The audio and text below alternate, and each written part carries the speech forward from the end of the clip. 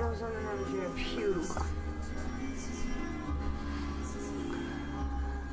with that, good morning.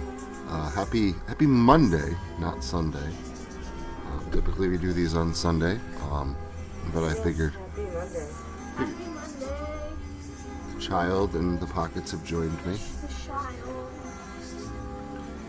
We figured most people would be spending Christmas morning sipping coffee and whatnot with family, other than, sitting on YouTube. So we figured we would do this today. Good morning, Emily. Good morning, dog lover. I hope you guys had a fantastic Christmas. I am just waking up. I am sipping the bean juice of the gods. I put myself into a turkey coma. Good morning, creepy clown girl. Happy Monday. Happy special Monday edition Blood and Beans. There probably is like a god. Well, I worship him. Or her. I'm cool with it. Yeah. So, definite turkey coma last night. We had a big bird. And it was just the three of us. Me, Pockets, and Shiloh. The bird we got was like 30 pounds. The thing was massive. We have so much turkey meat left over. I'm going to be eating turkey sandwiches for like 4 days. But that's okay. I got things to do while I'm munching. So, good morning, ISB. How are you? Happy Monday. Hope you had a fantastic Christmas. No, I did. Merry Crimes, everybody. For those who I didn't say it to yesterday, Merry Crimes. Understandable, CCG. It is still early and was quite the eventful weekend for sure. I ate lots of food. I ate lots and lots of food. Father, I got a notification for your thingy. That means YouTube's starting to like you again. It means YouTube's starting to like you again. I don't know. I wouldn't put too much faith in that. I put all the The algorithm hates me. I eat It algorithm. restricts and hides all my videos because I'm not suitable content. You are a suitable I actually content. kind of take a bit of pride in that. It's fine. I am not suitable content. You're not suitable for the chillins. I am not suitable for the chillins, except for you. I'm not a chillin. Even that's probably I'm God. questionable. There's a difference.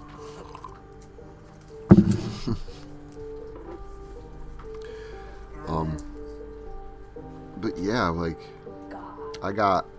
I got some things for Christmas. Pockets. She got me a cool Star Wars calendar, which came with a Star Wars poster. I've got both of those hung up in the game room, some new additions. And she also got me a Bride of Chucky poster. So that is on the ceiling of the game room now. Another new addition. And Shiloh got me a thing of Mandalorian gummies. And they're really good, and there's a lot of them. So I've added those to the game room snacks. And Pockets got me a $50 gift card for Nintendo Switch that I could use to buy the game I wanted, which was the new Ninja Turtles game, Shredder's Revenge. Yeah, because it is $40, but everything was like on sale yesterday because it was Christmas, like big sales. So I used some gold coins, and the sale I got that game for like $17 instead of $40. And with the money I had left over, I got a month of Switch Online service, and I got basically 6 games. I got the Spyro HD trilogy, and I bought the BioShock collector's pack. So it's BioShock 1 and 2 remastered, and then BioShock Infinite, the Legacy Edition or something like that. It's all the DLC included.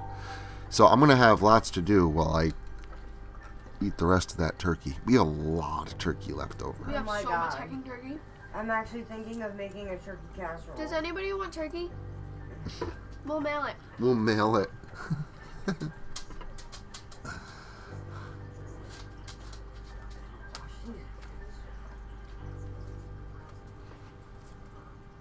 Oh, the Christmas tree we have? Or just the killer Christmas? The tree is pretty killer. The angel on top of our tree is Castiel.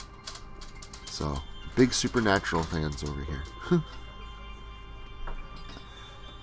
I do like our tree.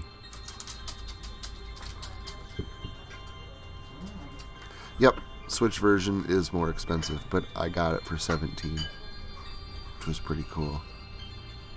I was playing Spyro last night. I played Spyro for like a good hour and a half, and then I was like, I'm gonna play some Bioshock now, because yeah, well, I played Turtles out here at the desk in handheld mode until both my controller and my Switch were basically dead. Controller died, Switch was almost dead. I played through the game though, at least once, so that was cool. I really like that. They did a fantastic job with Shredder's Revenge. It's a love letter to like all the Turtles beat 'em up games that came before it. All of them. There's even a little nod to like the first game for the Nintendo in there. So there's Jabba walking through the house, yelling. This is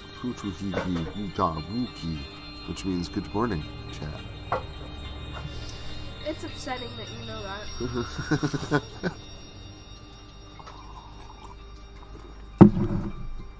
Hot chocolate with hazelnut creamer is good. That's how I drink it, because I can't drink it with milk, so Dad puts dry hazelnut creamer Yeah, I in put it. the non-dairy hazelnut creamer in the coffee for the Shiloh, and she likes it because it doesn't make her die. Shiloh is very lactose intolerant, so Like, I just ate 4 M&Ms, and now I want to throw up. 4 M&Ms.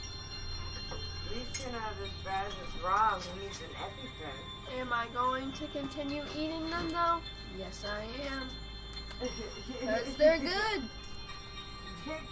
I have no idea like what Bioshock is like about.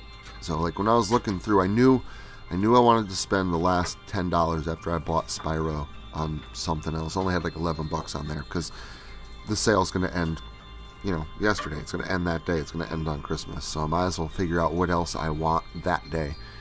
And it was like a Borderlands 1 and 2, and then it was Bioshock. And I asked Somber which one he's like, you should definitely get Bioshock, because both of them are like 80% off. So, from $50, like down to 10. And I downloaded Bioshock, and I did not realize it was the whole collector's pack, that I got another 3 games with it. So, I basically got 7 games yesterday, which is, I'm pretty happy about. Yeah, which made Pocket super happy. The only one I really wanted was Turtles. Like, I'm super happy I have Spyro. I really liked. I've never played the Spyro games before. I've had Nintendo systems, not PlayStation. So, I don't know. That was fun. I've only played a little bit of the first one so far, but I like it. Bioshock's interesting as hell. That's hard. That's a hard game. Like that was at first when I first started playing it. I compared it. I was like, so it's kind of like retro futuristic cyberpunk Doom, and Somber and Lilith are like Doom. Like, I don't know, it's not like Doom. I don't understand why you're making that comparison. And then I played a little bit more, I'm like, yeah, no, this is like Wolfenstein.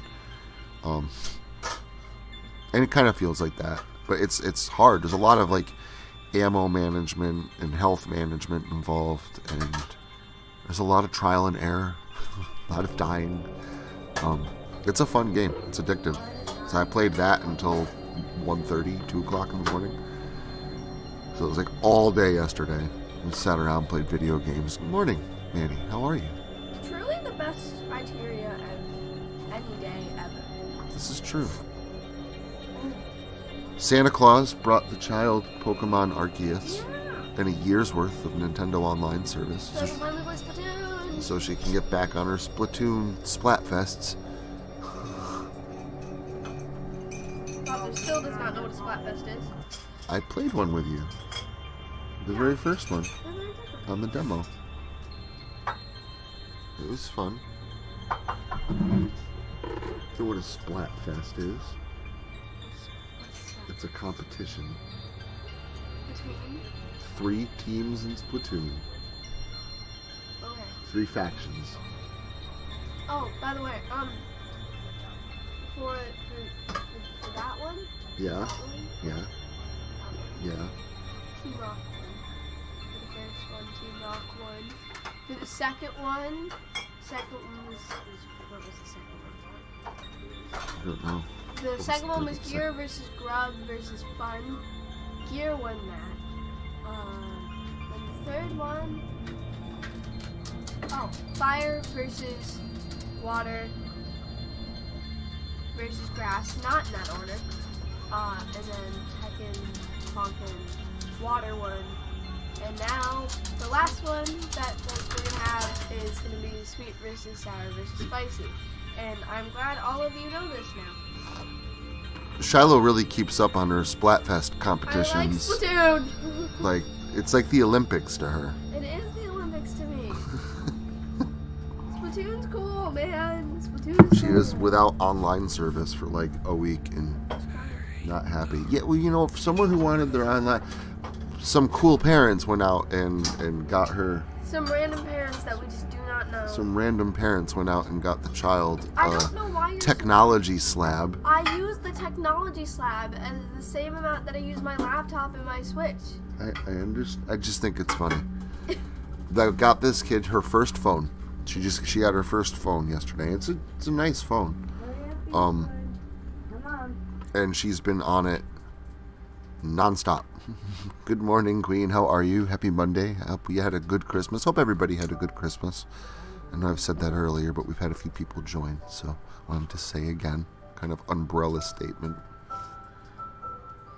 But yeah, she's been on that thing. She talked to one of her friends yesterday for 4.5 I do that hours. on my laptop. 4.5 on a phone call. Phone call for 4.5 hours. So she very much likes her phone. She's been They're my cousin. They're not actually my on it cousin. non-stop. We tricked everybody into thinking that we're cousins. It's fun. No, literally, everybody at our school thinks that we're cousins. I could see it. Spyro is a classic, and he is a purple dragon, which speaks to me. I mean, Pockets was instant. I've seen. She loved it. As soon as she stole the controller out of my hand and started playing. I've seen pictures and gameplay of the original. The HD versions on the Switch, holy shit! They really like they built the game. They just they didn't like HD it out. They rebuilt the game on a whole new engine. It looks absolutely beautiful. Yeah, we've watched Bad Santa. I've seen it. It's okay. It's not like my favorite Christmas movie, but like it's funny.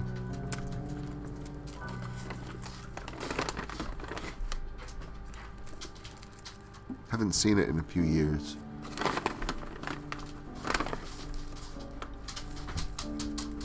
But yes, tis a decent film.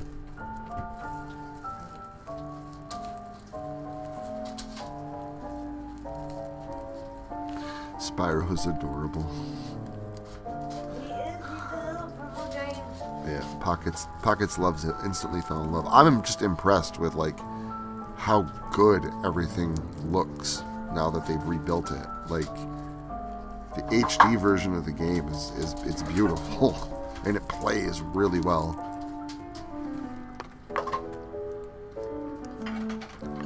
All in the world sees some characters may or not be hiding big secrets. Grand things may be unfolding, but what do I know? That may or may not be true. Heavily on the may not, but may or may not. Here is your smoke, honey. You're welcome. I need a lighter when you get a chance. Okay.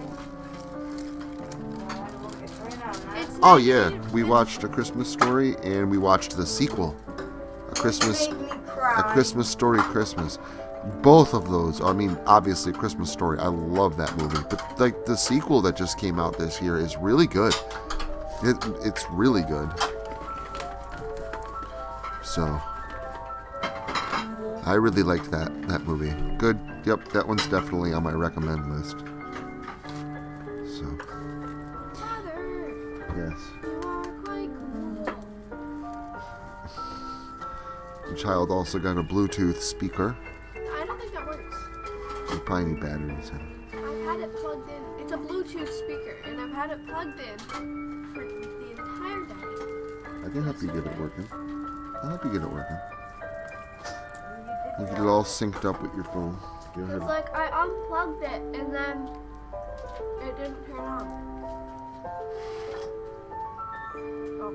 Is your Bluetooth set on your It phone? didn't turn on, so it won't matter. I'll help you out when the stream's over. I'll help you get it working. Not a problem. That's what dads do. That's cool. Laptops for Christmas are always fun. Yes, they are.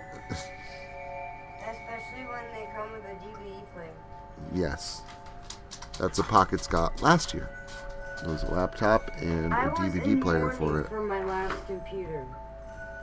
That is now in the game room that is set up. That's on because the TV. screen on the laptop is smashed again. Because of who? So Not I have me, it plugged it into was the game room Liana. TV, and I use the game room TV as a monitor. Is it salmon? That is not. Why would this be Dad? Mother. I said heavily, not completely.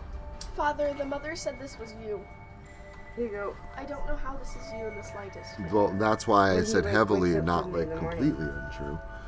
Heavily. I was leaving it up to them to discern which parts of that were true and not. I was helping Lilith. It may not have seemed like it, but there was a reverse psychology going on there. Father, you are reverse psychology. No, he just uses it really well. No, he does not. Obviously, there are some big things unfolding in Confronting Evil, and we're all going to find out very soon, because Confronting Evil comes out again very soon with episode 4, now in Technicolor. And I think you're going to enjoy this one. It's fun. It's a very fun episode. This one's written by Doughboy, and I think you're going to really, really enjoy it. No. But first, we have the New Year's Eve video, and I wanted to do a reboot of one of my very favorite Christmas stories for the last story for New Year's Eve. So this Saturday is a video. I don't think I have the premiere page up yet. Maybe I do. No, I think I do. I'd have to go back and check. Is The Princess, the General, and the Beast, which Beans. is my Nutcracker story. It's a good story. Kind of like this past Saturday's The Terrible Life of Bailey George is a spoof on It's a Wonderful Life. And if by chance you have not yet heard that story, it is long. It's an hour and 4 minutes long. But it's really good. There's 9 different voice actors in it. I think the setup is done really well. And it's not just... I mean, yeah, a big part of that is because of the original movie, the story that I kind of spoofed it off of. But I think the twists, like how I flipped some things on their heads, I don't know. It came out well, and I really like the ending. I honestly think you'd really enjoy it. So if you haven't heard this past Saturday's video, the Christmas special video, I highly recommend it. It's one of my personal favorites. But so is my Nutcracker story. Like, I really like that one as well. And I was going to do Krampus Claus again this year because it's never gotten a proper reboot. It's gotten, obviously, the narration that's up on the channel. Then it was read live. So I have a Krampus Claus live reading. And then I have a repurposed live reading. And the audio quality definitely is a bit lacking in that. So I would like to reboot it, like give it a solid reboot. But Lilith and I both felt, Krampus Claus is now, basically it's on the channel 3 times. There's at least one version on there to listen to.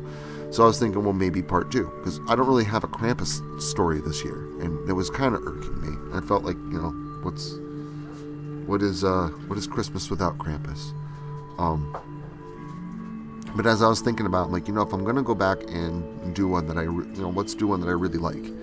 So, I just felt for New Year's it would be fitting. And if you haven't heard it, I think you'll like it. I don't know. Depends, I guess. Mostly everybody really likes it. Not everybody's satisfied with the ending. Personally, I like the ending. But I had a lot of people come to this past Saturday's video when it ended, are like, oh wow, didn't expect that. That's dark. It's basically the same thing with that. A lot of my Christmas pockets, that's dark. A lot of my Christmas stories end very dark. That's horror, at least to me. Horror is supposed to be a little bit dark, maybe a little tragic. Well, duh. It's spooky. Can't Horror. always have a happy ending.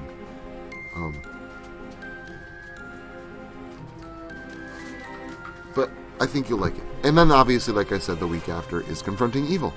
So, yeah, getting back on the road with Seth and Mackenzie.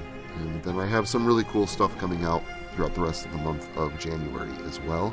I do have an update, believe it or not, in regards to the Memory Man. That I will be writing up shortly and releasing in February. So just keep an eye out for that. I've actually had, part of this update for a while.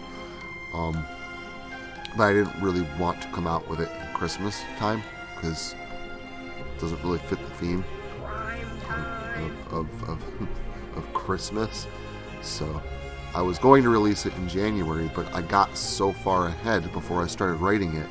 I'm like a month ahead on videos, that by the time I do get it written and up, it is going to be February when it's published. So.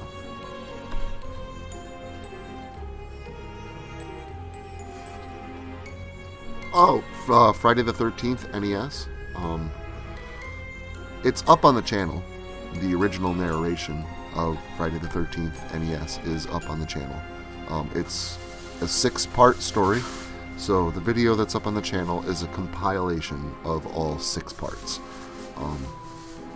Will I ever do a reboot of that series, like re-narrate it? No, I can't, unless, I could transcribe it.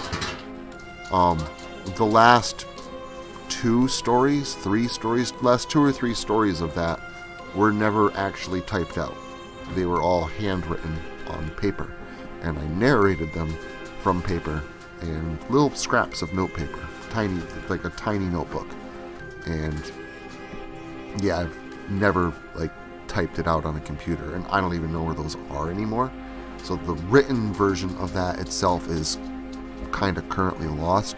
But I have transcribed stories before, like Halloween Horrors, the one that originally came out in 1978 on vinyl and has never been re-narrated since because the written version of the story doesn't exist. I redid that because I transcribed it. I listened to it and typed out every word and I could do the same thing with the Friday the 13th stories. Will I ever? Probably not. It is possible that, I could transcribe them and get them all back up and redo it. But I don't know. I like the original narration, and there's other stories that kind of, I feel, need reboots. But it's possible. And I do like talking about that story. I'm very, I don't know. I consider it a great honor that I was the one that wrote Friday the 13th NES series. I don't know. I got to kind of bring Jason over to the creepypasta community in a way. And I really like Godzilla NES. So, obviously that's a bit of an ode. It has nothing to do with Godzilla NES. It's not even like Godzilla NES, except in the title. The title is similar. But that's because that was intentional. I wanted the titles to be a bit similar. It almost was like a tribute to that, or adding another game to that list. So, a book for Friday the 13th NES? I can't. It's copywritten. It's actually why I didn't upload those videos part by part. That's why I put them all in one long video, so that if I do get in trouble for it, it's one video, not 6 videos. So I can't ever put them in book form ever. Just like I can't like ever release like, you know, a written version and sell it. You know, Mickey's House of Pain or Unhappiest Place on Earth or something like that. I have to try and stick with originally created things as best I can. I have published a few stories that have a monster in it very similar to Slender Man. Similar, I say, because it's not the same. It's similar. And even that I'm very, very wary about. I think I've only like published one, and that was What Twisted Branches Weave. And that's because I absolutely love that story. It's one of my favorite stories and just felt that one needed to be published. And I never exactly outright come out and say, listen, this is Slender Man. So He's a man, he's slender, and he also has no face. I mean, that's in there. He's a man. He's a very slender looking man. And he's described as having no face. Got no face. I mean, It's like a sock. it's kind of like the Grinch movie that just came out, where like they made a Grinch horror movie, but they couldn't say Grinch or Cindy Lou Who or anything like that, so it was like all puns on those things. Like, Aha. Skirting the red tape. 23. I love, Godzilla NES is a very good story. It is. I used to listen to that when I used to work construction. I used to put, longer creepypasta stories and scary stories and stuff like that on my phone, and I would just listen to music while I was working and listen to stories while I was working. In fact, stories, I did that a lot more than music. Music got repetitive. I don't want to listen to the same, you could pick out 500 songs, and even out of those 500 songs, if you're listening to that same playlist every week, all week long, it's going to get repetitive, and I can't take it. So I started listening to stories when I was working. Books, audiobooks. The Cellar was really good. Wasn't a big fan of Mary Shelley's Frankenstein. Loved Bram Stoker's Dracula. And H.P. Lovecraft's The Necronomicon, like a 20-hour collection of like almost all of his works. Listened to that twice. Really, really good stuff. But that's actually why I started writing. At least why I started publishing my writing and narrating it, is because I went through one narrator's channel, very famous narrator, everybody knows who he is, and I listened to almost all of their stories, like all the longer ones, all of them. So then I went to another really popular creepypasta narrator that everybody knows who he is, and started looking for stories to read, and I noticed something. They were all the same stories. So then I went to another person that wasn't quite as popular as these two, but still really popular. And wasn't very fond of their voice. Found it kind of grating. That's just who sorry, being honest, but I didn't name them, so, that's good. Just I wasn't fond of their narrating style. And again, almost all of the stories, not all, but almost all, were the same stories. And everywhere I searched, I might find a few that I didn't hear on someone else's YouTube channel. I didn't hear someone else narrate already, but it wasn't a lot. The majority of everybody's stories were the same because they were getting them all from the same source. So I wanted to help diversify, which is why I started writing almost exclusively originally created content. The whole point was, let's have stories on this channel that you're not going to find anyplace else. Someplace where, the story bin is all new stuff. And then I started listening to myself. So I download some of my favorites, 1999, No End House, and I might repeat these stories every once in a while just because I loved them so much. But I'd download my own playlists eventually. I mean, there would be times I'd be at work and I would just listen to every Locust Lake story while I was working. And it would keep me occupied throughout the whole day.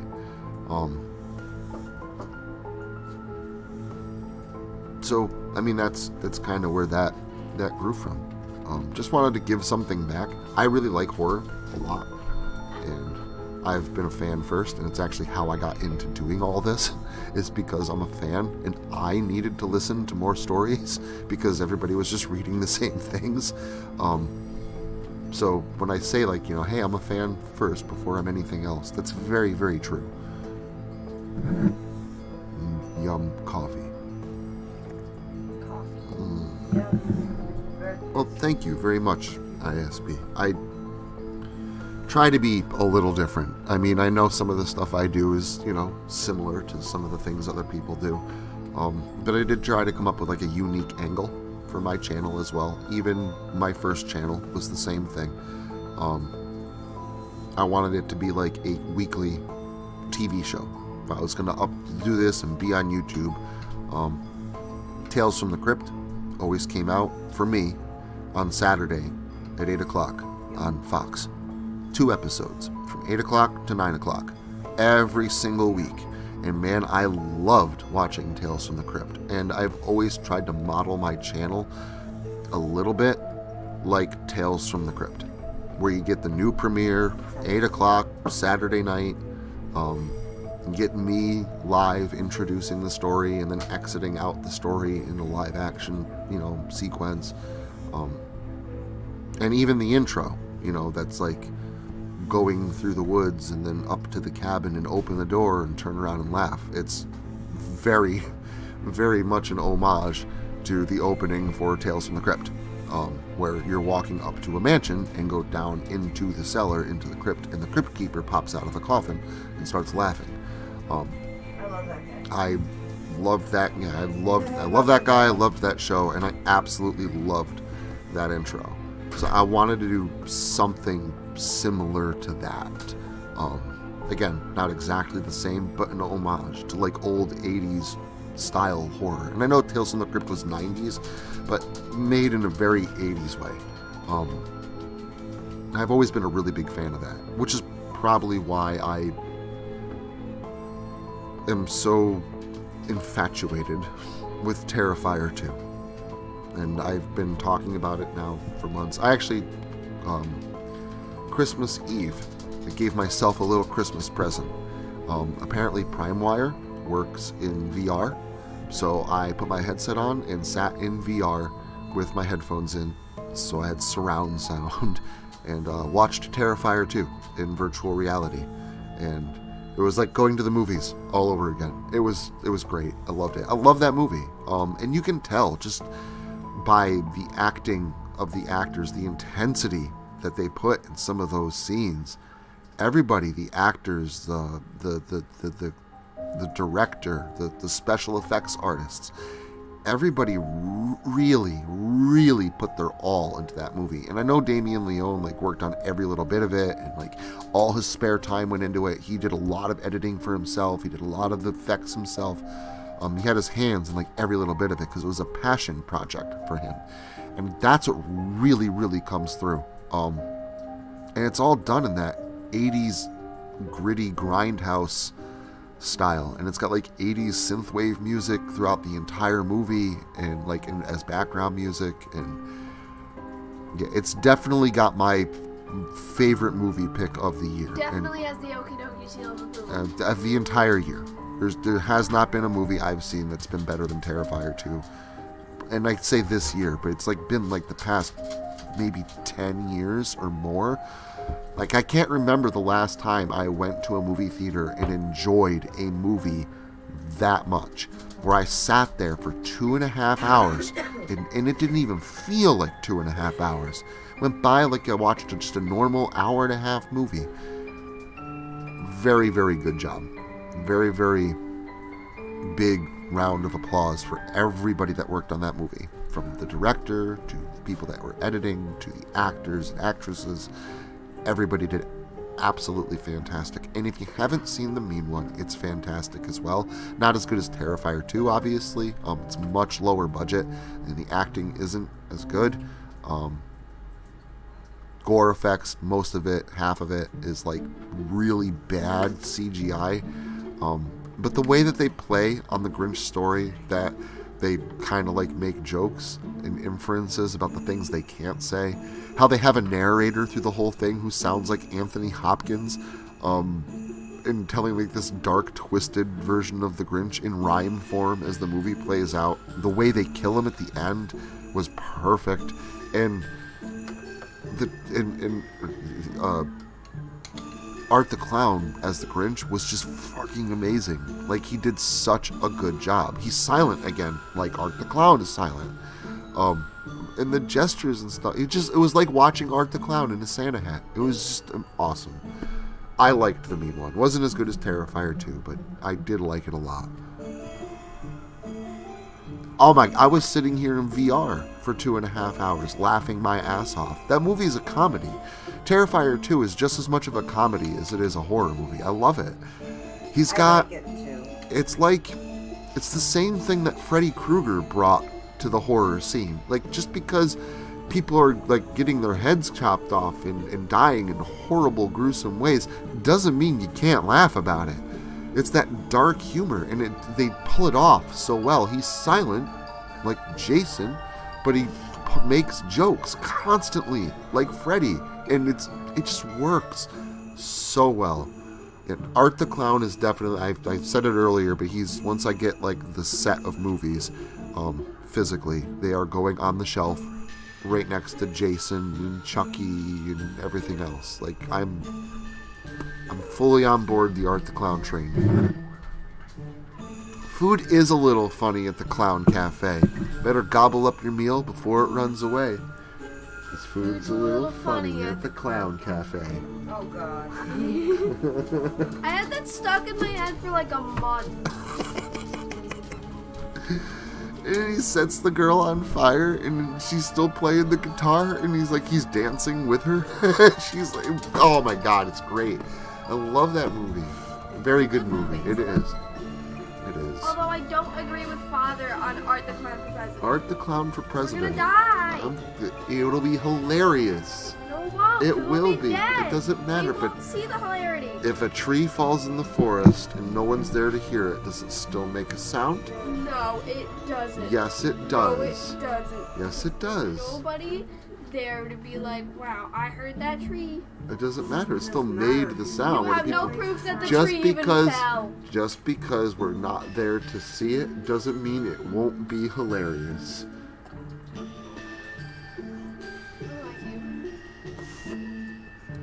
Also a good movie. I mean, one of my absolute favorite movies, in combination with all the rest of them, because the Friday the 13th series is my absolute favorite movie series of all time. What's your favorite Friday the 13th movie? I don't have one. Exactly. I don't have one. Pocket says 7 because I've seen 7 a lot, and that's because it has nostalgic value for me. It was the very first Jason movie I saw was Part 7. I know it the best. It's not my favorite. I don't have a favorite. I love Part 6. I love Part 8. I love Jason Takes Manhattan. Yeah, it's got continuity errors on the surface, but if you really dive into the lore, you can really make your own self-canon that kind of makes a lot of that stuff make sense. And I can explain to you the Friday the 13th series away mixed with canon and headcanon in a way that it'll completely make sense to you and tell a story right from the first movie all the way through Jason X. I've even noticed the subtle details that nobody else seems to notice. Like, the script for Freddy vs. Jason was written before Jason X, but Jason X came out first. So, in Jason X, when he gets woken up on the spaceship, they're saying he can regenerate lost and damaged tissue. They don't really explain why. I've never seen Jason do that before. I mean, in Part 7, he was practically a walking skeleton. When did this regeneration thing happen? And then his hand looks like he's wearing driver gloves, where it's his gloved hand, and sticking out of the cut-off finger parts of the glove are human fingers, like normal, fleshy-looking man fingers. So how's that possible? Jason's hands were all bony and rotted, and he doesn't wear driver's gloves. This doesn't make sense. If you go and you watch Freddy vs. Jason, which came out after it, but was written before it, at the end of that movie, after Freddy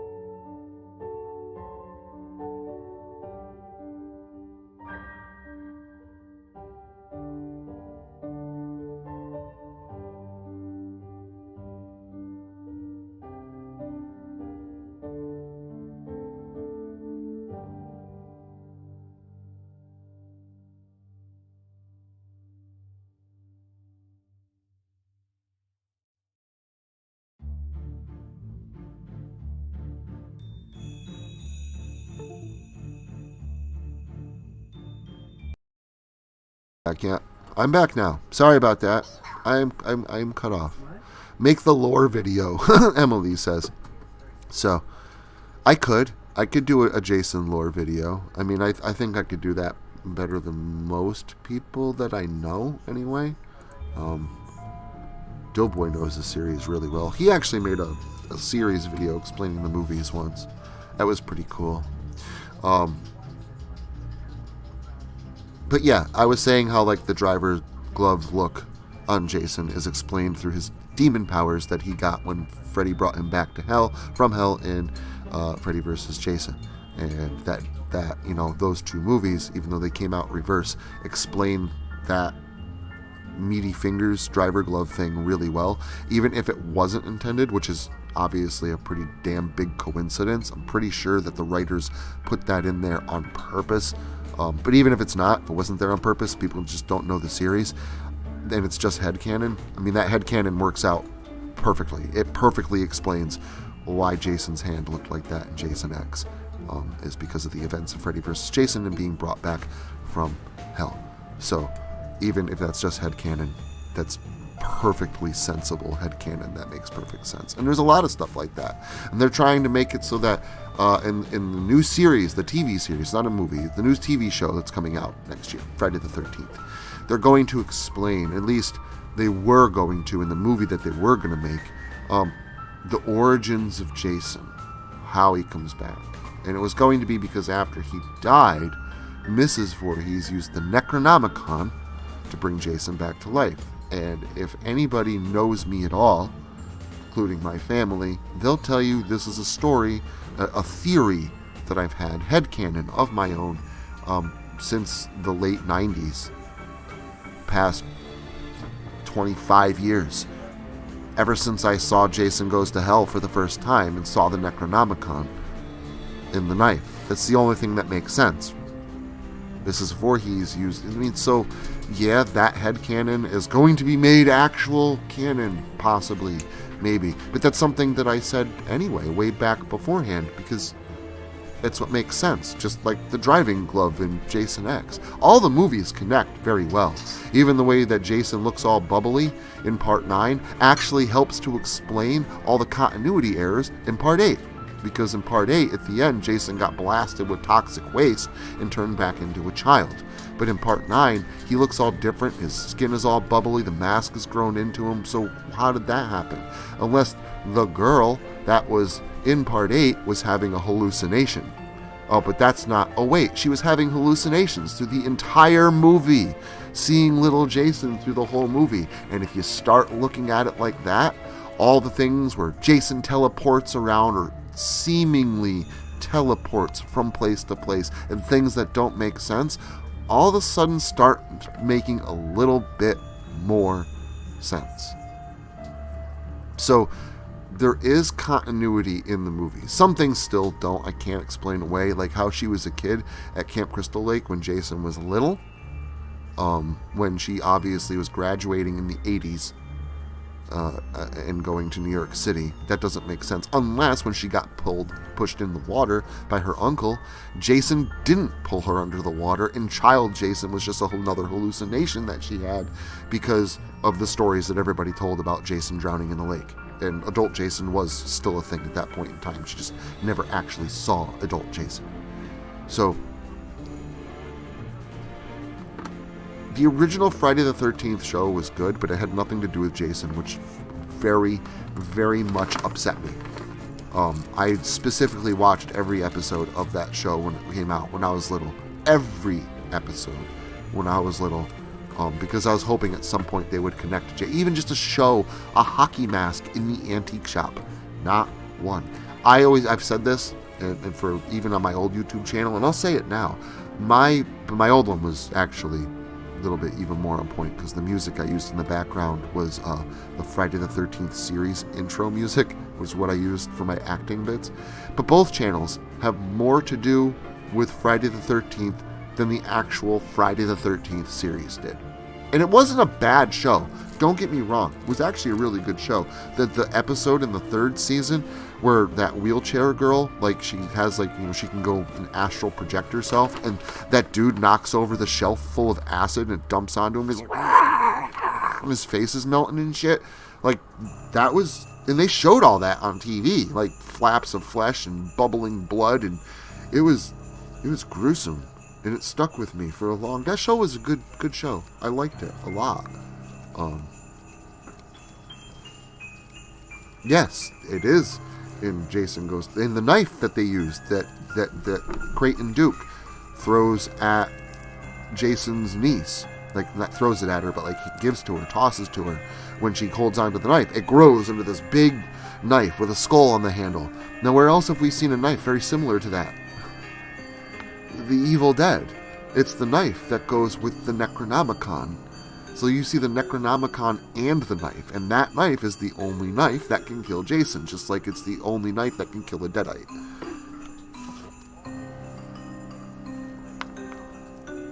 The Evil Dead series and Friday the 13th series have always been able to intermingle, but now they can't. They honestly can't, because they've already showed that Freddy and Jason exist in the same world, and Freddy and Ash can't exist in the same world. But Sabian, how's that possible? Why can't... They've made a comic about it. Yep, and the comic makes no sense, so it must take place in an alternate universe. Ash cannot exist in the Nightmare on Elm Street world, because in the first Nightmare on Elm Street movie, Nancy is watching Evil Dead. And in the first Evil Dead, there's a Freddy glove hanging on the wall in the basement. In each one of those movies, the other movie is just a movie. So Ash can't exist in the same universe as Freddy. And if Jason exists in the same universe as Freddy, then Ash can't exist in the Jason universe either, unless it's a completely different timeline. So, unfortunately, for the comic book lovers out there, and I liked them too, they were good. I never, ever, ever want to see a Freddy versus Jason 2. I never, ever, ever want to see an Ash versus Jason versus Freddy. I honestly want them to leave the Jason movies alone. Think up something new. Look at Terrifier. Think up something new and make it great. Leave Jason alone. Please. Please, don't ruin my favorite series ever. But now, even if they do make a movie like where it's Ash versus Jason, well, I can just explain it away as a different timeline, because it has to exist in a different timeline. Yeah, that would be great. Unfortunately, I definitely do not have the money to cast Kane Hodder for anything. I can't even pay to message Kane Hodder to ask him if he would be in one of my videos. Because you have to, like, pay to message him. And I'm not going to do that. I'd much rather work with my friends, with other people like me, that are, you know, providing a service. They're not in it to make money. I'm not in it to make money. I'm just trying to provide a service. I'm just trying to give horror back to the horror community. And good horror, not like M. Night Shyamalan horror. That's not giving back to the community. That's tainting the genre. I want to give good things back to the community, because I actually like you, unlike that guy. Freaking douchebag.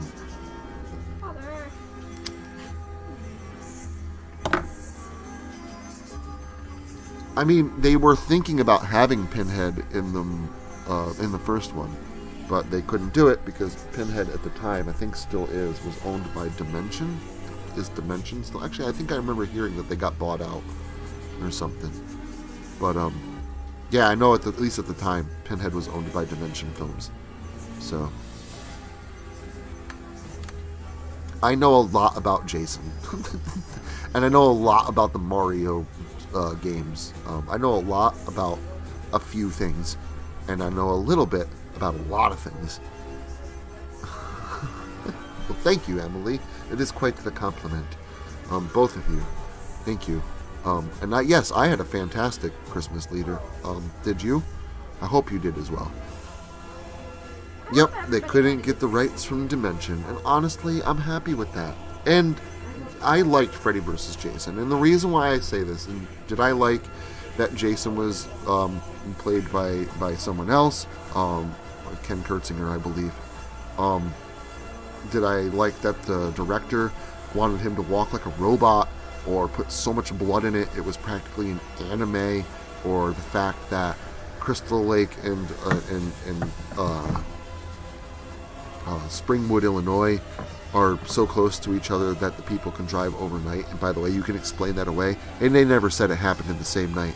They could have drove for a day and a half to get to Camp Crystal Lake, and they only showed you that night when they were approaching it. So it still could be explained away with headcanon. But anyways, did I like all that stuff? No, absolutely not. I like the fact they got Robert Englund to play Freddy. I don't like the fact that they made Jason afraid of water. Again, that can be explained away as his deep subconscious because he drowned in water, but that's it. Like, when Jason dreams, and Jason never dreams except when made to dream by Freddy, maybe he would be.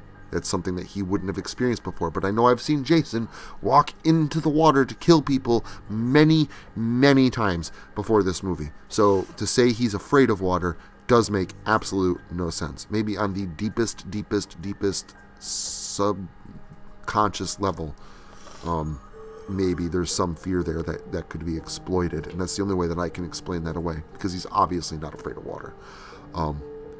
But there was like 24 scripts to this movie that came out, to Freddy vs. Jason.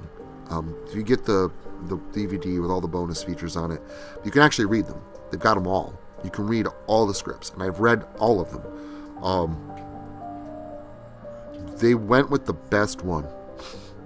I'll say that. I can't say a whole lot on YouTube, except for in every single script. I mean, some they had Jason driving a car, jumping it, because he realized Freddy got into his subconscious and he realized that he was killing people and Freddy was the bad guy, so Jason's going to be the good guy. And then he jumps in a Camaro to go hunt down Freddy. And why would you do that? In another one, the movies are just movies based on a real serial killer named Jason Voorhees, who's being brought to court over killing all these are actual scripts that they had for this movie before they came out with the one they came out with. And in every single script, every single one had Freddy abusing, quote, Jason as a child. Every single script except for the one that they came out with. So do I like Freddy vs. Jason? Absolutely. 100%. Out of every single script they could have came out with, that was the best one that they could. So thank you. I'm grateful for that.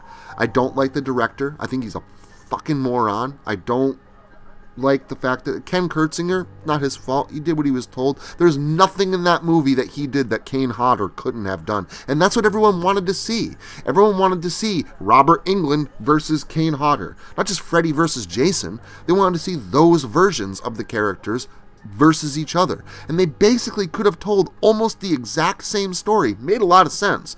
How Jason comes back from hell because Freddy's dead and all that made perfect sense. I was totally on board with that. But yeah, it didn't feel like Jason to me. It was like a comic book version of Jason. But again, it was the best script.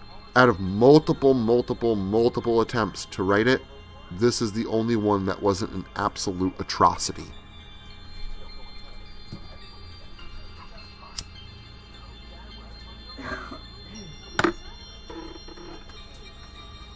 Yeah, see, Freddy can amplify fear by getting into your subconscious and, working certain parts of your brain. I could see that, again.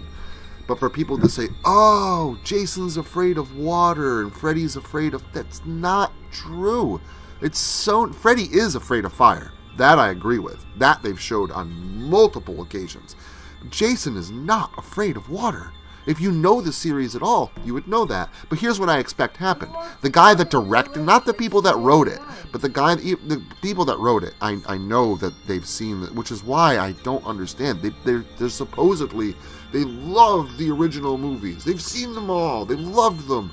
Then why would you write a script like this? Why would it take you 24 tries to? Why do those other 23 abominations exist if you liked this series so much?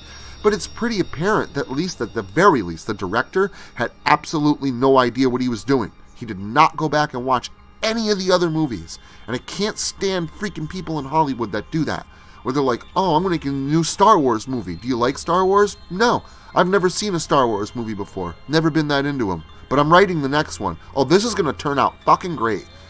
I don't understand. What is so bad about having people that are passionate about a franchise be the ones that actually continue the franchise?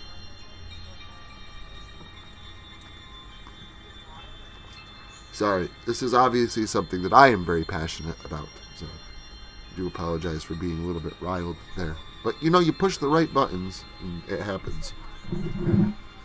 Father, you are funky. Funky father. The Jason movies are perfect. They have the first movie, which serves as an origin story, and they have the very last movie in the series, which ends with Jason hundreds of years in the future, landing on another planet long after this one is gone. So it's a perfect series. And then they have the remake, right? And that's 12 more. They'd be cool if they made 13. You have the Crystal Lake Memoirs DVD, which is all the actors and all the directors going over every single movie in the series and reflecting on it. That's your 13th movie. The series is fine the way it is. The whole box set is 13 discs. It's beautiful. Don't fuck with it. It's got 11 movies, beginning to end. You have your remake in there, which puts a new modern, fun spin on the movie and series with all the stereotypes intact. Not much of the story, but the stereotypes of the Friday the 13th series are there, which, again, that's my main problem with remakes, is they're made off of stereotypes, not the actual movies themselves. 80s movies are all about sex and nudity and people running upstairs and being stupid, and there's a kill every 10 minutes, and that's not 80s horror. That's what people remember about 80s horror, because that's what the critics said about it. The critics hated Friday the 13th. And they said they were all blood and guts and sex. The early Friday the 13th, and I'm talking like early, I mean like, the first 4, they're almost all story. You don't have a bunch of kills until like the end scene, like, when it's okay, you have the last person left. There's been a bunch of kills leading up to that, but it wasn't just like gore porn. There was a story going on. There was character development. There was a lot more. And I'm not saying they're Shakespeare. To me, they're Shakespeare. But the epitome of the perfect campfire story. That's what 80s horror. That's what the Friday the 13th series was anyway. Was the best campfire story. The essence of sitting around a campfire telling a scary ghost story about some kid that drowned in the lake and comes back to kill everybody in the... It's perfect. It's perfect. It's basic. I mean, it's something cavemen probably told each other sitting around fires while they're camping next to a lake. It's just a perfect story. That's why I like Friday the 13th. The remake, it is all sex and gore porn, and there's like this 15-minute sex scene that doesn't need to be there. You point out a freaking Friday the 13th, because we wanted to be true to the originals and put a really glorified sex scene in it. There's no glorified sex scenes in any of the Friday the 13th. Some of them have sex scenes, some of them don't. And that's the truth. Part 6 has 0 nudity. There is a sex scene in it. It's got 0 nudity. 0. Part 8 has brief side boob nudity and no sex. Has sexual implications with the teacher. That stops real early, right? Because the fucking dude walks in with the camera and you don't see anybody naked. Nothing ends up happening. Oh, in every movie, Jason has a machete. They said this in the Friday the 13th game. I unlocked all the secrets in the game on the Nintendo Switch, the new one. And you can unlock all the Jasons and you can read all the Jasons and stuff in the basement. In one of them it says, Jason used the machete in every single movie. These are the people who made the game, who worked alongside people who made the movies. So please, fucking Friday the 13th experts, show me in part 8, where does Jason use a machete? I'll wait. It doesn't happen. Jason didn't start exclusively using a machete until the movies were bought by New Line from Paramount. The New Line movies. And that was from Jason Goes to Hell, Freddy vs. Jason, Jason X, and the remake. Those are the only New Line ones. The first 8 movies are Paramount movies. And Jason doesn't just use a machete. He's an opportunist killer. He grabs whatever's nearby. He goes to the tool shed and grabs gardening tools. Or he's an opportunist killer. He always was. He doesn't wield a machete in every single movie. And even if you argue it's most movies, it's not his primary weapon. It's iconic because that was the weapon that cut off his mother's head in the first movie. That's all. It's symbolism. But it wasn't like as entwined with his character as the hockey mask. Like in part 9, the first New Line movie, Jason Goes to Hell. And for that, you get the mask, the machete, the whole damn thing. He doesn't have a machete. Oh, maybe in this movie he does, because it's bought by New Line. And it's based on stereotypes, not the actual original stories.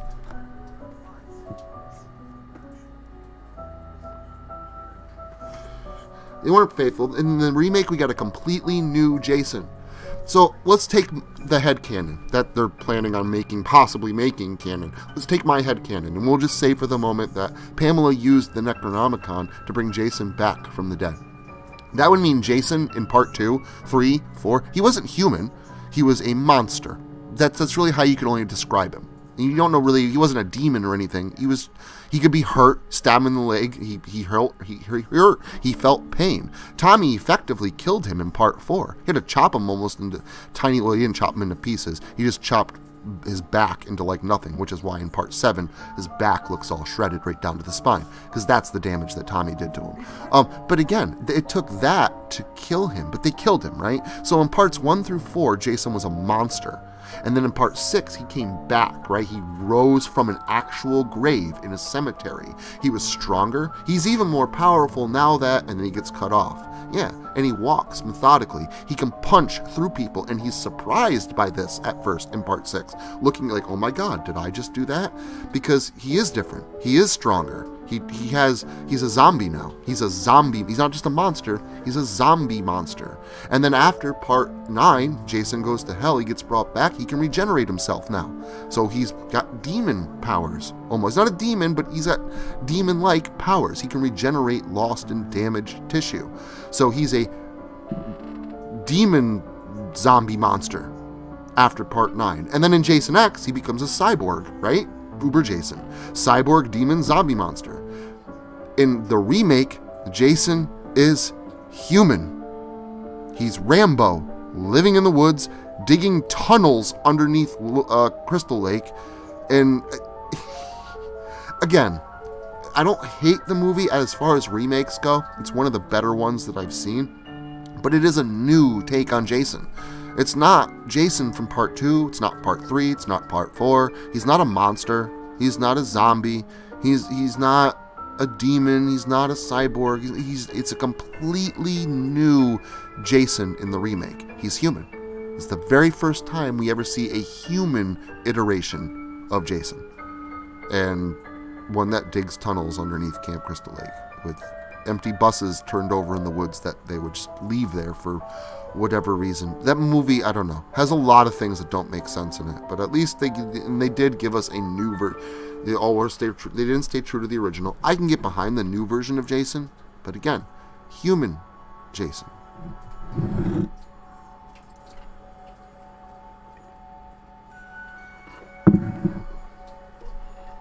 Yes, he did. That was part 4. He used the spear gun. He lifted the dude right out of the water by his crotch. I think he also used the spear. He did in part 8. A harpoon gun. A little bit different. Had the trident forks on the front. And he used it to shoot at the people in the bed in the beginning. It stuck to the wall. So while the girl escaped and took it out the wall and used it like to disembowel that guy and ripped his innards out, and it was pretty cool. Yeah, he used a spear gun in a couple of them. Oh, Jason always uses a spear gun because I've seen him use one twice. He always uses one. His hockey mask, for that you get the mask, the spear gun, the whole damn thing. Fuckers. Just get, like, if you're going to make a new Friday the 13th anything next year or whenever, let me write it. Just let me do it. I would prefer that you don't, but if it's gonna happen anyway, just let me do it.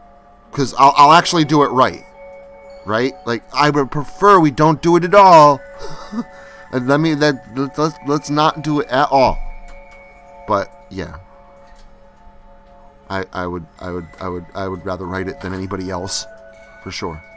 Because it doesn't really seem like, at least as far as the people that make these movies, it doesn't seem like they really know as much about the series as I do. And I see a lot of people say, like, I'm a big Friday the 13th. I mean, yeah, me too. I'm a big Friday the 13th fan. But most people don't understand that when I say I'm a really big Friday the 13th fan, they don't really quite get it. I'm most likely a bigger fan of this series than you are. I get that you're a really big fan, but like, I lived these movies. I love them. I grew up with them. Jason was like one of my parents to me. I identify with Jason for reasons. Like, I love these movies. I think I know more about Jason than Kane Hodder, and he is Jason. Probably know more about Jason than Jason himself. Don't argue with him on this.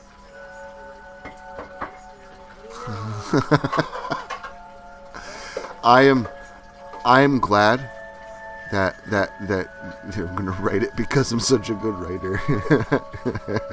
I could. I mean, not because I'm a big writer, but because I'm a big fan. Like, I know the series. I know what Friday the 13th fans want because I am one. I know that, people in horror, people just care about kills. They don't care about story. They don't care about character development. They don't care about continuity. Just blood and guts, and make the next one have more blood and guts and throw some tits in there. That's not horror. That's not how it works. It's not. Like M. Night Shyamalan, he thinks everyone thinks like, oh, he's so great. The Village sucked, man. And I'm just using this one as an example, but they all are the same as The Village. Every one of his movies is the fucking Village. It's a premise that could be good, but the more he explains it, the dumber it gets. And then the very end of the movie, it was in a park the whole time. What a twist. That doesn't even make fucking sense. When you have a twist in a story, it should make the story better. It should call into question, and it does. It should call into question everything you've just seen and go, oh, there's a new twist that makes me explain it, and it makes it better. It makes it more interesting. But that motherfucker's twists, they're not interesting. They're stupid. They don't make sense, and they literally make the movie worse. It's like Mortal Kombat. Every one of Shamadouche's movies is like the new fucking Mortal Kombat movie that comes out. Has a decent beginning, right? Wow, this looks fucking promising. Scorpions whooping Sub-Zero's ass, and they're fighting it out, and it looks like the fucking movies, and this is great. This is gonna be good. Then the title rolls, and it is an absolute fucking dumpster fire from there, where you're questioning choices, you're questioning character development, you're questioning plot, and then the end, the reveal, it doesn't even make it makes the whole thing fucking worse. Yeah. Very disappointed. He ruins the genre because people go to those movies. They go to Shamadouche movies, or they watch them through casting. Like Old. Yeah, I sat down, I watched Old, wanted to see because the premise sounded good. It was a good idea. The execution was absolutely fucking terrible. And to throw himself in the movie at the end as one of the actors, what a freaking douchebag. He's such a douchebag. And everyone, this is horror, this is good, this is great. And then they go see Terrifier, and people start throwing up and passing out and getting pulled out by freaking ambulance. And it's not because the movie is, it's so horrible. I took my 12-year-old daughter to go watch this movie. She absolutely freaking loved it. She didn't puke, she didn't pass out, she didn't have nightmares. She had the Clown Cafe song stuck in her head for a month. Now that is the true trauma right there. And that's because she was raised on horror. Good horror. Friday the 13th, Laid to Rest, Nightmare on Elm Street, Child's Play. I've made sure to teach this child good horror. So she's not shocked and goes, oh my God, that blood, the meat, the skin, it's all stretching. She knows how the latex effects work. She's seen good latex effects and practical effects, and she understands all that. She can get behind the story of it. The characters had character development. There was a plot behind it all. I'm actually really interested to find out where the story goes with part 3. That's a good fucking horror movie. 2.5 hour long slasher where you need a part 3 because you just want to know the story? Man, Damien Leone deserves a fucking Oscar. Shambadouche deserves things I can't say on live stream.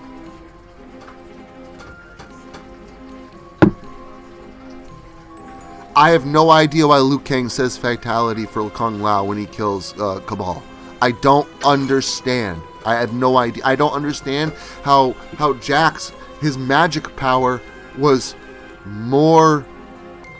better technology for his clunky robot stick arms. Like, what the hell am I watching? Star Wars? What the fuck is this? That movie was so stupid. Why would you have a game with like almost 20 some odd characters that you could pull from, but we'll make the main character not any of them, just some new guy named Cole. Wow, that's interesting. And his superpower is what? Aquaman?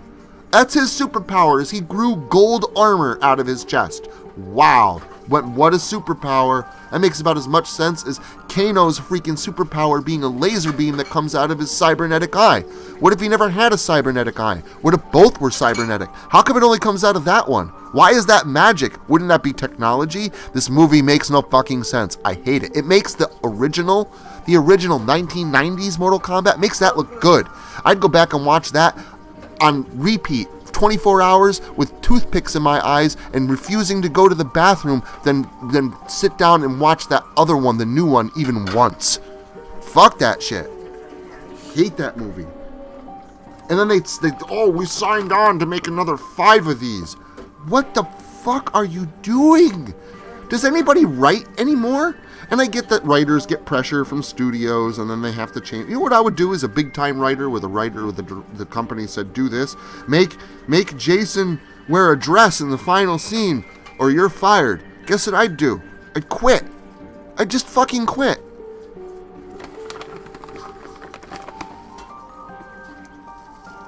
I got 12. No. Fucking writers start going on strike, man. Maybe fucking movie companies will stop cranking out bullshit.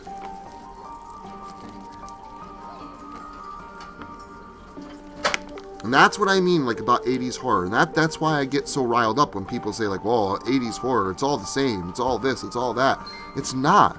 Those people have bought into stereotypes that new movies, that remakes, and new writers give older movies. They have all these negative stereotypes. 80s horror was fucking good. Slumber Party Massacre. Slumber Party Massacre. Old fucking B movie. And girls, one scene, they have a topless pillow fight. Well, 2 of them are topless, and I think, and the rest of them are all clothed. They have one scene like that. It's a B movie. Acting's not great, not terrible. It really isn't. Acting's not terrible. Cinematography, you could tell it's low budget, but it's 80s low budget, so it kind of works. It's like a gritty 80s horror film, and the story behind it is an escaped mental killer. A mental patient escapes and grabs a drill out of this lady's utility van and uses that to go on a killing spree. And it's not much, but man, I would fucking argue that the character development, story, plot, everything in that is better developed than The Last fucking Jedi, which had a fucking budget of millions of dollars attached to one of the most famous IPs in the fucking world. Slumber Party Massacre was better made than that, because movies today are built on tropes. Even bad 80s horror is better than most modern shit. And I say most because Damien Leone has broken that mold. And again, the man deserves a fucking Oscar. Good morning, Jose. How are you? Sorry, I have been ranting for a while, and it is now an hour and 15 minutes in. I'm going to smoke this cigarette, and I'm probably going to end the stream in about 5 minutes because my throat is starting to get sore. I do hope that you've enjoyed me, flapping my jaw. Hope you had a good Christmas, Jose, and everybody else who has probably joined since I've not been looking at the chat. Father has been literally ranting for this entire time. I have been. I apologize, but this is what happens when I get invested in things and passionate about them. Italy. It's an injustice. I won't stand for injustice to the genre. Fuck yeah, so did I, Pimp Demon. I enjoyed Revenge of the Sith more than 7 and 2 9 combined, 100%. Force Awakens was the only decent one out of the series, and that's because all it was A New Hope. Again, it was just the same story as A New Hope, just everything was bigger. Wow, good job, JJ Fuckstick.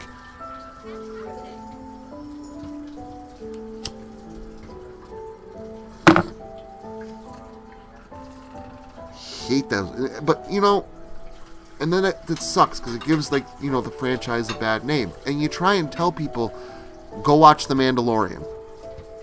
Go watch. That's a really good show.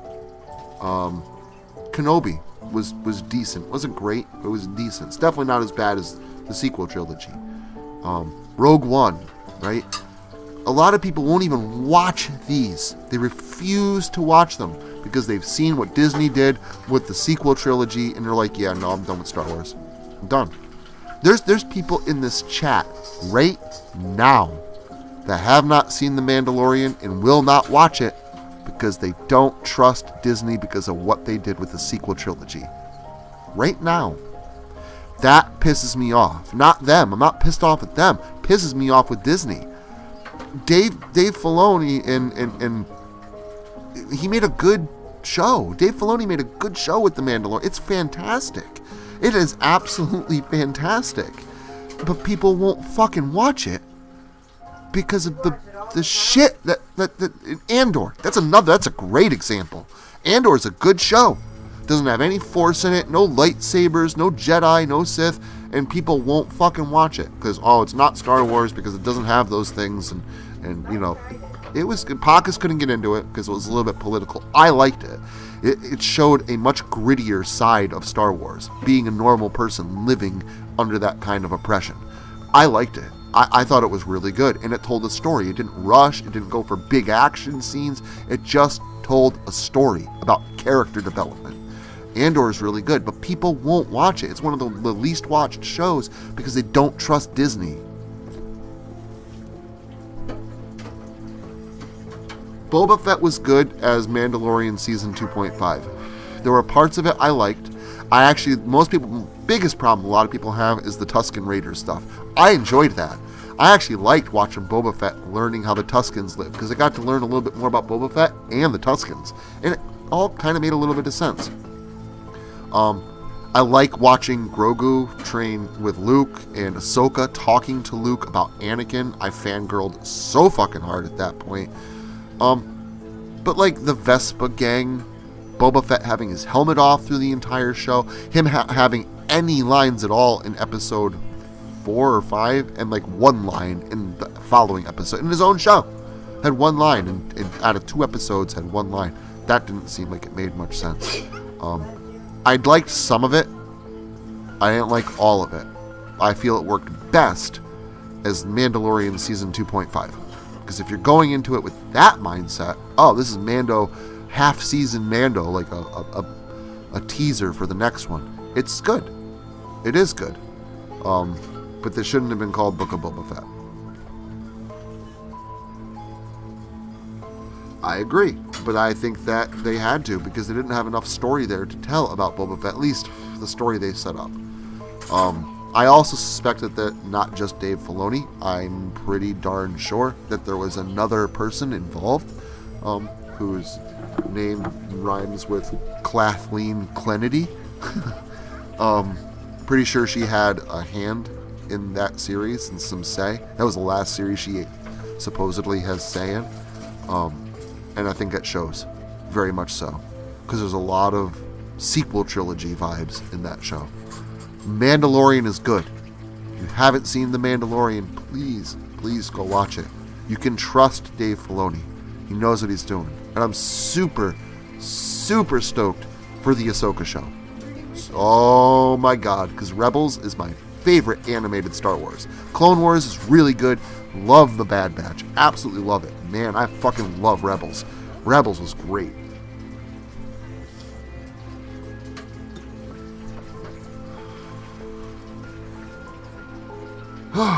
And on that note, a good note, praising something. Go Rebels, go Dave Filoni. I'm going to end it here before I begin another rant about the things that he has screwed up. Love you all. Have a great day. Thank you for stopping in to this Monday edition of Blood and Beans. I really hope everybody had a good Christmas. I had an excellent Christmas. And thank you for spending some of your morning with me. I absolutely appreciate that time being spent, and please be safe out there, and I will hopefully see you this coming Saturday for my horror version of The Nutcracker, the Princess, the General, and the Beast. I will talk to you later. Have a great day, and ta-ta for now. Bye-bye.